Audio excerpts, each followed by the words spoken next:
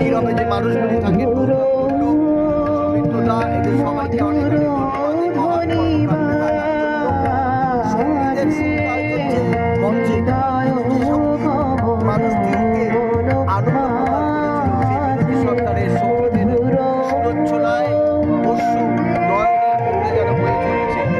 এরকমই আনন্দ ঘন মুহূর্তের সাক্ষী থাকার জন্য আমরা এই তুষখালী গ্রামের প্রত্যেকটি মানুষকে ধন্যবাদ জানাই গৌতম মানুষটিকে, যে গৌতম কলকাতা থেকে নিয়ে এসেছেন এই চেয়ারটি। তিনি কথা দিয়েছিলেন